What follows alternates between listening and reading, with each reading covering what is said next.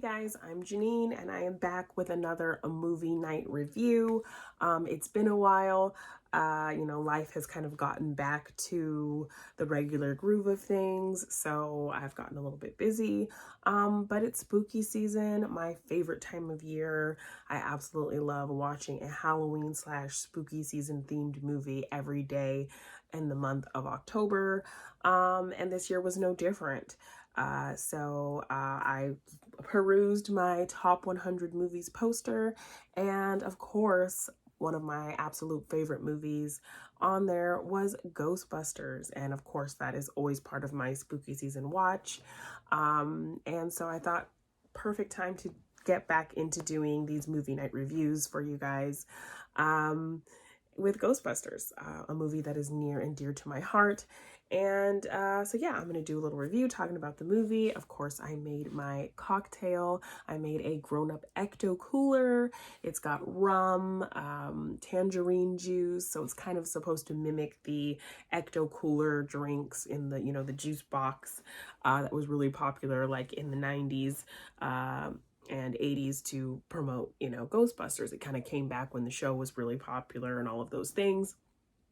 So yeah, this is kind of an adult version with fresh tangerine juice, rum, blue curacao to get the fun Slimer green color, and some simple syrup. So it was really easy drink. When I do drink kind of harder alcohol, I do prefer rum. I am a island girl in heritage and heart. So rum is always the go-to when I drink anything super hard to enjoy. So I thought this would be an easy one to make, fun, on theme. And of course, I'm wearing my Jeannine shirt. So yeah, I will get into what Ghostbusters means to me and why I love watching this movie every spooky season. Because yeah, it's the best. So, Ghostbusters, 1984, came out the summer I was born. And this movie was just kind of super special to me in a lot of ways. As a kid, I found myself kind of intrigued by horror. I wanted to get into horror, but it terrified me. It kind of started with the Thriller video. I was a huge fan of that video. I thought it was the coolest thing I'd ever seen, but every night I would go to sleep and I would have these terrible nightmares of zombies coming after me. And, so then I built up this weird fear about it. Like I would watch it, I would love it, and then it would just terrify me. I remember being like 8 or 9 and trying to be cool and stay up with my older sister and her friend at a slumber party and watch Nightmare on Elm Street with them. And then I couldn't eat pizza for like a month because it reminded me of Freddy Krueger's face and I was terrified. But Ghostbusters was kind of the movie that was that balance for me that kind of eased me into that genre. I mean, nobody would really call Ghostbusters scary, but I think it was kind of this mix of horror and comedy that blended so perfectly that it kind of just eased me into that genre of kind of creepier things that kind of always scared me as a kid, but I was always intrigued by. So that was kind of my bridge to get into horror more as I got older and really enjoy it and not be terrified of it, was Ghostbusters. On top of that, just being a little kid and hearing your name in a movie for the first time was huge for me. Like I always thought I loved my name. I loved the uniqueness of it, but I also felt a bit of like isolation, like nobody has this name, so part of me felt kind of special about it, but another part of me also felt very isolated about it because I was a Black kid growing up in predominantly white areas. So there was really nobody who looked like me. So I was already feeling this kind of isolation, singled out feeling. So when you have a name that like nobody else has or no one else knows anybody with that name or has heard of that name, to hear it in a big movie that you kind of love was the coolest thing for me. And Jeannine is such an awesome character. She's funny, she's sarcastic. She was crushing on Egon just like me. So I was into it. 100%. So hearing my name in a movie was super special for me as a kid who kind of just felt very weirdly, left out and isolated in that kind of way. And then just the representation factor. I found myself as a kid, because I grew up in like predominantly white areas and all the movies that I loved were just like all white people. Um, I found myself looking for faces that looked like mine in movies. So when I watched Ghostbusters and saw Ernie Hudson's Winston, who's on my shelf back there, that was super special. No, he didn't have a huge role. Yes, it was supposed to be Eddie Murphy, so the role would have been bigger, but because it was not Eddie Murphy, the role was considerably cut down. But I always, even as a kid, noticed how important kind of Winston's role was in the film. He was us. He was the audience perspective. We are not a scientist. We are not trying to understand what's going on here. We are just the everyday person kind of coming into this and trying to understand what's going on. So he was the audience perspective, and I loved that about him. I was always kind of in my head like, he has the most important job of this movie, to be us, to react the way we would react, and we can relate to him more than the other three guys. So that made Winston super special for me. Plus, just like this black guy who gets to be a part of this cool story and do these cool things. Like, that is so cool, so special for me, this little black girl who wanted to be a part of that bigger kind of cool story. See people who look like me getting to do these things and seeing that we could be a part of those things. So Ernie Hudson and Winston in this movie was huge for me. And I was like, it felt really special to get that confirmation when I actually got to go to Ghostbusters Fan Fest a couple years ago as press. And it was a really amazing event. And there was panels of the actors talking. Ernie Hudson was there, and he was talking about that's what Winston was. Winston was the audience perspective. And he told this really amazing story about how he was a guest actor appearing on a couple episodes of this hospital show in the 80s. And a young black actor was on the show as a regular, he played a doctor on the show. And he had shared a lot of scenes with this young actor. So once Ghostbusters came out and it was this huge kind of thing, he ran into this young actor, and the young actor told him, "Oh my gosh, thank you for doing this movie. Like, you represented the brothers. Like, thank you so much. You were amazing. Like, thank you for just bringing this representation to the screen and making us look great," and all of these things.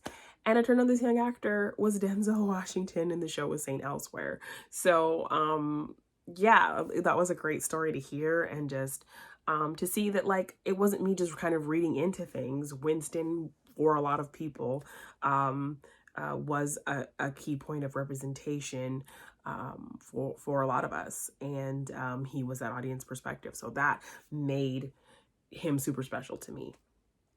So yeah, all of these things kind of just build up my love for this movie, and just the intelligence of combining these two crazy genres that you wouldn't think would fit that well together. Of course, the comedy was definitely stronger than anything else, but you had some great horror elements in there with the makeup and the ghosts and the special effects at the time. The special effects artists were actually there too, and they were talking a lot about the different effects and things that they did, and Stay Puft Marshmallow Man, all of these things were just so much fun. And yeah, I always have a blast watching this movie. When I was at the event, Ray Parker Jr. was on stage doing sound check for Who You Gonna Call, and like I found myself tearing up and like wanting to cry. Like, I don't know, every time I hear Who You Gonna Call, like I just get that nostalgic feeling and I get excited, and yeah, it's crazy. So this movie is super special to me in a ton of ways. But yeah, just kind of going through it and to actually review the movie itself. I like the four distinct characters. Of course, yes, we have the everyman in Winston, like I said. Peter, kind of your playboy goofus, like he is a scientist, but like he didn't really study. He's not really into the science part of it. He's into kind of using what he knows to get chicks and stuff. And Bill Murray just bringing his perfect comedy voice in this movie. Dan Aykroyd just kind of being like a little kid. Like, I loved him getting so excited about the poll, and he's like, I'm gonna get my stuff. This is so cool. Can we spend the night here? Like, his energy was so adorable and just very childlike. And then, of course, Egon, just kind of the brain, really focused on the science of things, very serious but dry. His dry comedy was so perfect in this movie. So yeah, they all kind of have these strong, distinct personalities and character traits, and when they come together, it just fits so well and brings so much comedy gold. And I absolutely love that about this movie. The story itself just is really easy to kind of follow. Um, and the horror elements, like I said, with the ghosts and how they did the makeup effects on all of those things, and Slimer, all of that stuff looked really good for 1984. I mean, there is kind of the stop motion animation for the terror dogs that looked kind of silly, but the set pieces were really great. Um, you know, the music, of course, Who You Gonna Call, and just all the songs that kind of go throughout the movie. Sigourney Weaver is great, just kind of very more serious, and her, you know, trying to act like she's not into Peter, but she really kind of is. So I liked their whole dynamic, was really fun and adorable. Um, just love how the story progresses, as you know, they're kind of down and out, and then you actually see them like actually getting business and doing really well, and the montages of, like, you know, big business happening for the Ghostbusters. Of course, one of my favorite moments when Jeannine, you know, they get that first big call, we got one. So definitely I shouted that when I went to the Ghostbusters firehouse for the first time in New York, because I'm a big dork. But yes, just this really great blend of these two genres. Ivan Reitman just really kind of honing in on that and having a lot of fun with it. And uh, these guys' comedy you wouldn't think would fit in kind of a story like this, that's kind of this fantasy story, because they're kind of just straightforward comedy. But the fact that they can kind of mix that with this sci-fi fantasy element worked brilliantly. So yeah, just so much love about this movie. Um, I just I can't say enough about how much I love it and how much it means to me.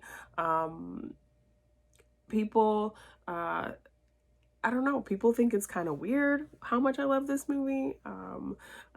But yeah, like for all of the reasons I previously stated, yeah, this movie just means a lot on more than just the level of a fun movie to watch during Halloween time. It's a fun movie to watch anytime, and I am so incredibly excited for Ghostbusters Afterlife. Was I a fan of Ghostbusters 2? Yes. Actually gonna throw that on right now and watch it after I do this review. Um, and the Ghostbusters, the ladies Ghostbusters, I wanted to love it, but I was not a fan. The fact that it wasn't connected to this universe, and I felt like they tried too hard to be funny, so it did not feel natural. Like, these guys felt completely natural in the things they said and their comedy. It felt very improvised and just chill, and it just worked. But I think with these ladies, like, these ladies were funny ladies, but they felt like they were trying too hard. Um, and that just it was just kind of awkward and uncomfortable to watch them try so hard to be funny. Like, ladies, you are hilarious, you don't need to try this hard. But what I will say is, at the event that I went to, the Ghostbusters event, Jason Reitman said something really sweet and really kind of nice to Paul Feig about this movie, that kind of gave me a different perspective on it and really made me at least appreciate this movie. He told him, like, you know, you're like, he told Paul Feig that he was like the SWAT leader who, you know, busts down the door first and takes all of the bullets, but he's the one who opened the door to show people what a Ghostbuster could be. Like, he made it possible for people to see and believe that a Ghostbuster could be anything, could be anyone, a girl, a boy, whoever. So the fact that he kind of put it like that was really special. So he thanked Paul Feig for making this movie, for kicking down the door of what a Ghostbuster could be. And, you know, and just the fact that little girls were so excited about this movie and seeing these four women. So all of those things make that movie special. And there were some funny moments, but overall, I just was not a huge fan. I wanted to love it more. Because these ladies were hilarious and they were perfect, but they just tried too hard, and the fact that it was kind of its own separate thing and not connected also, I think, was a downfall for it as well. And now Afterlife, I'm hearing great things about it. I think they say it's like a whole kind of nostalgia thing for people who love this movie. So if you love it, if you loved this original movie, you will love Afterlife. I love how, because Egon is not there, it's based around his family. So there is a whole unit that is going to represent him in this movie. And the fact that Jason Reitman's doing it, it's a legacy sequel. And so obviously the legacy, the son of the original director is directing it, adds to the legacy of it. Like, he was in the second movie. He knows this movie probably more than anybody aside from his dad. So he was the perfect person to direct it. So I know he's going to put that love and care into it. The story seems really great. And like I said, I love that it's so much kind of filling that Egon hole with his family. So he is represented there. I think that's going to be super special. They're bringing back kind of ideas from the first movie with this. So I'm really excited for Afterlife. Like, I think I'll be in tears. When I saw the trailer, I was in tears. Yeah, it was super special. So yeah. I love Ghostbusters. It's very special to me for the reasons that I stated earlier. I had a fine time watching this movie, drinking my Ecto Cooler cocktail, got my candy, of course, sour worms. I think I always choose these for my reviews because they're so good. They're so good. They're my favorite. So yes, Halloween is tomorrow. So I was really glad to throw this movie on and just keep that spirit going, because I absolutely love this time of year. I hope you love spooky season 2. I hope you love Ghostbusters. And if you do, tell me what you love about Ghostbusters in the comments below. Also, hit that like button, share, subscribe, to get more fun videos like this, where we're really trying to add more content to the channel.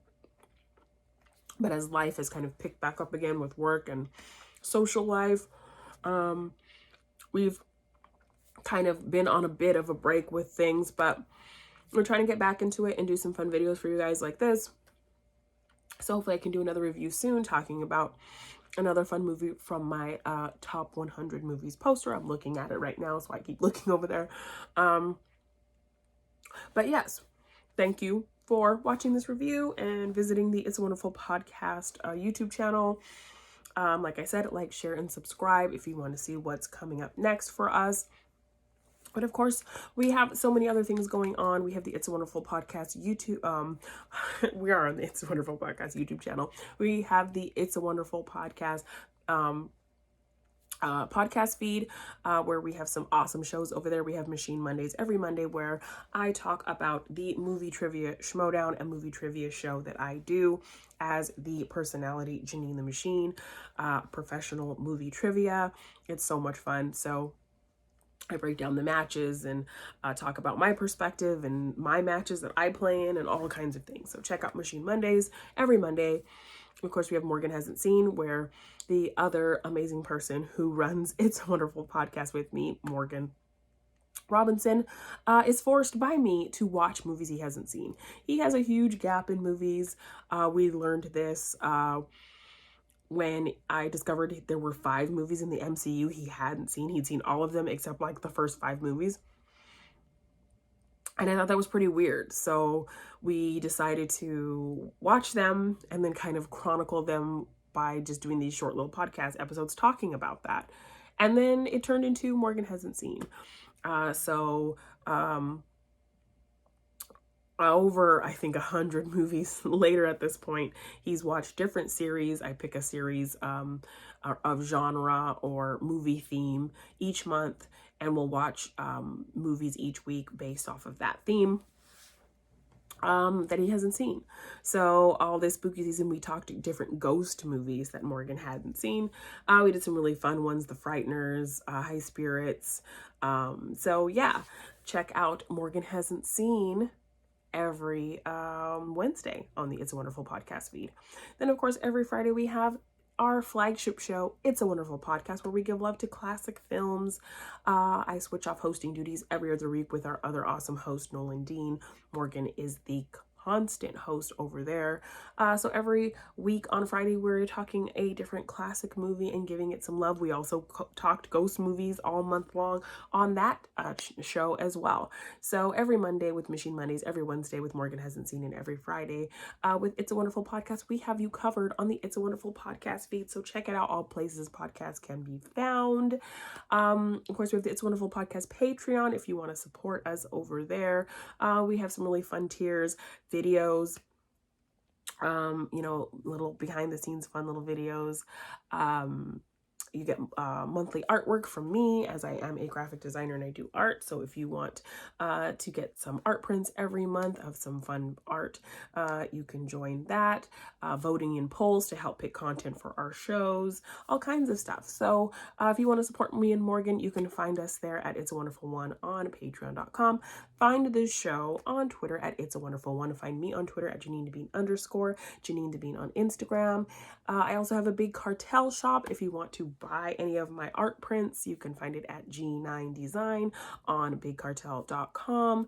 If you want to get any merch for any of our shows or check out any more of my artwork, you can also find it at tpublic.com, G9 Design over there. So yeah, I think that'll do it, guys, for this review. Thank you so much for hanging out with me. Hopefully I'll be back with some more movies from my top 100 movies poster, and giving my thoughts. So yeah, guys, thank you again. And until next time, XO.